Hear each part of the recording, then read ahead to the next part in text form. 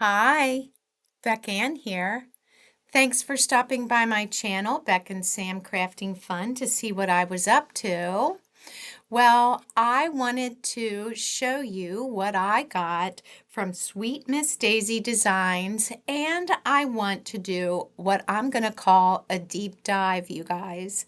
A deep dive into the stamp set. I am doing a series on my channel that's called Use It or Lose It, and I'm going through old woodblock stamps and creating something new. Well, I do love new things too. And this is the Sweet Miss Daisy Design stamp set called Raggedy Bunny. It comes with 3 sentiments, 3 banners, a row of hearts, and then it has 2 other little hearts that you can stamp. The one in her belly comes out.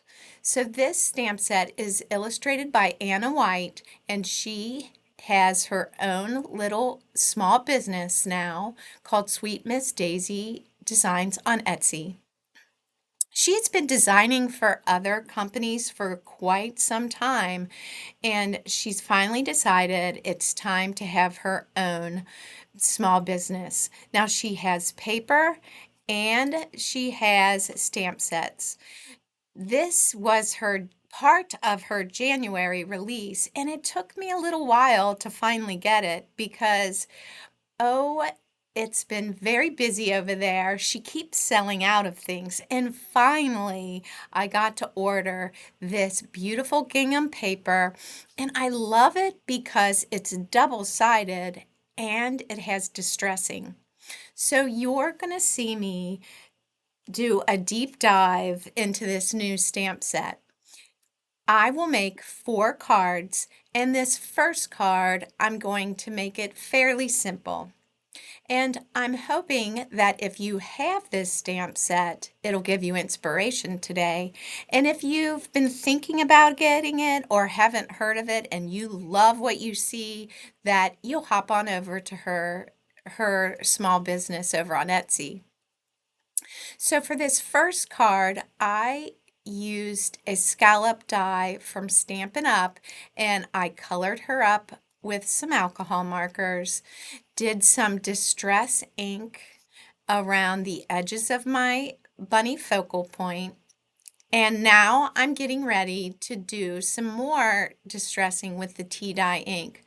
I thought it would be fun to make this first card very, very shabby chic. So that's what I'm doing. And you saw those die cuts, the flower die cut there. That is a edge die from Stampin' Up. I had bought these edge dies and I never think to use them enough. And I really was thinking spring today with these cards, you guys, and thought it would be fun to pull in these little flower dies. So I trimmed part of it off, and now I'm putting it along the side of that cute little bunny. I also I also used this one of the stamps in that set, and you'll see that in a minute. But I had to add a couple buttons to this card. Most of these cards, I'm including some buttons. I do love my buttons. There's this there's the sentiment I use. You make life better just by being you. And that is card number 1, you guys. What do you think? Do you like it? This is where I just took that one focal point, stamped the little heart banner, and now you see 2. I thought it would be a whole lot of fun to stamp her twice and color her up with my alcohol markers and make them look different enough that it looks like 2 little bunny girls holding the flower banner. I go ahead and color these up, and then I'll be taking my deckled edge die from Stampin' Up and cutting her out. Now, if you notice, she's a little off-centered, and I could not center the image well enough, so it was a little longer on the left side. You will not see it here, but I take my own scissors and create my own deckled edge. You would not know the difference. So that left deckled edge, I cut it myself. I backed it with some orange paper from my stash and some of the green gingham. I'm taking my twine, and yes, I will be adding a button to this card too. So what do you think of the two bunnies? I think that I probably could have stamped her at least one more time or two more times, and you could maybe create a slimline card. That might be fun too. But I do love the two little bunnies. I actually am including this card in my Farm Quest General Store Challenge blog design team photo because I thought that was super fun with them holding those flowers. And I really like the sentiments in the set. You'll see me use all three of them. So this will be finishing up card number 2. And I will show you, there it is finished, and there's my little button. So that's card number 2. Now, I really feel like this is a versatile set, and I will often think about how many different ways can you use this set. And this little bunny is great for paper piecing her little dress, so I thought I'd try that.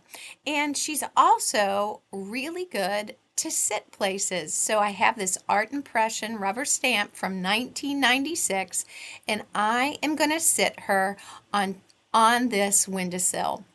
Now you see me here doing just a little bit of coloring, and while I'm doing that, I decide to cut it out, fussy cut it out, and I'm going to glue it onto that yellow gingham. So I'm also doing a series on my channel called Use It or Lose It, and that is definitely a stamp that I will never be losing. But I have lots of wooden stamps, you guys, and I love to mix and match my old and new. So this series, I think I'm going to be calling it a deep dive. When I have something new, I want to be able to provide you with some inspiration in case you want to get it. So, but I also love using all the old things too. So I will be including at the end of this, my series, Use It or Lose It, if you want some inspiration from some of those old woodblock stamps you have lying around. Well, what do you think of this one? That little heart was just a heart punch, and I stamped the I adore you and popped it up on some foam dots. I popped the little Raggedy Bunny on some foam dots as well. And now I'm going to get some jewel drops. I think that's what they're called. You know, glossy accents. And I am going to, it's the Nouveau Jewel Drops. I am going to actually put it in the window for this card number 3, and I'll let it dry, and you will see that the window pane is shiny at the end. Card number 4. This spring is in the air. I don't know how old it is, but I've had it quite a while, and it won't be going anywhere either. That stamp I thought was perfect to use Raggedy Bunny for, yep, for some masking. I will be masking her into this little spring scene, and that will be perfect. So you'll see me doing that here in just a minute. If you like what you're seeing, I would love for you to hit the like and subscribe button if you haven't already.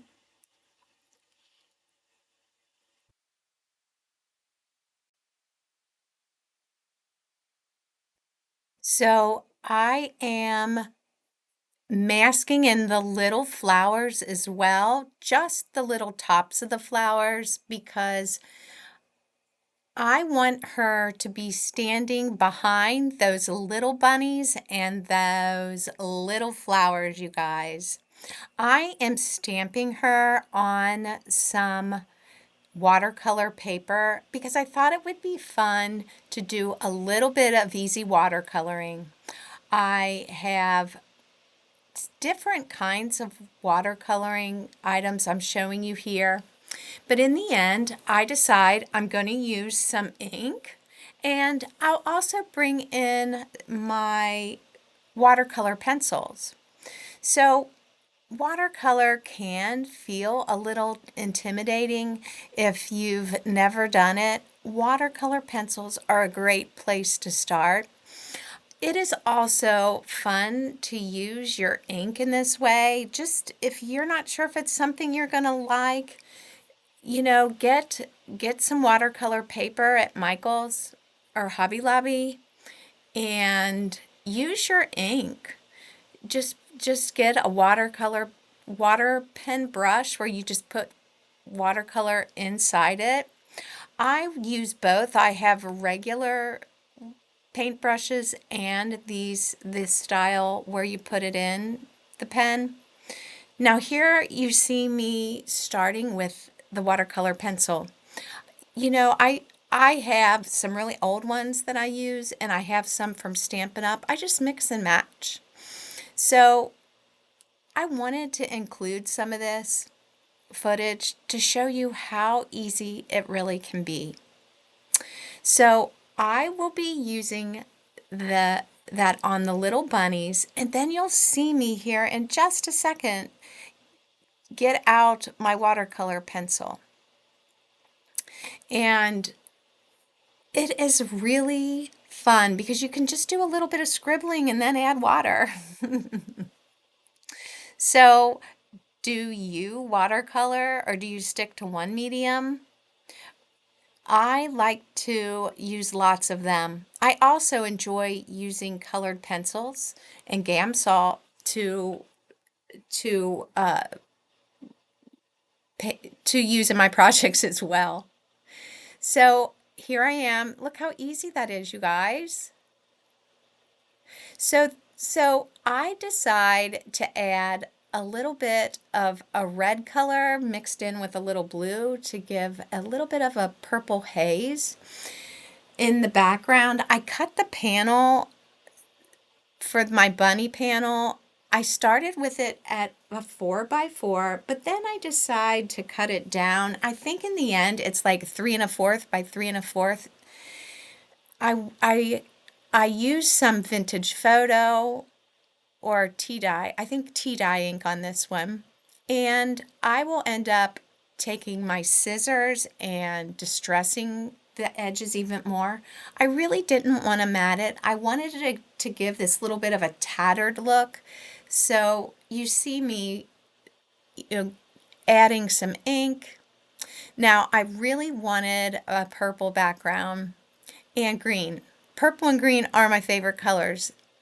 So I really wanted that kind of background. And I took the tracing wheel and added some little marks, kind of just to give it some more interest on the edges. That is something that Anna Wight does all the time, you guys. So that's what I decided to do. Now, when I went to glue this down, I had wanted, I told you the paper is double-sided. I had wanted to have the light green side, but I put the glue on the wrong side. And I felt like I needed a little bit more color, so I took a little bit of some sheer ribbon I had that was a little darker and added that in. My card base is craft cardstock.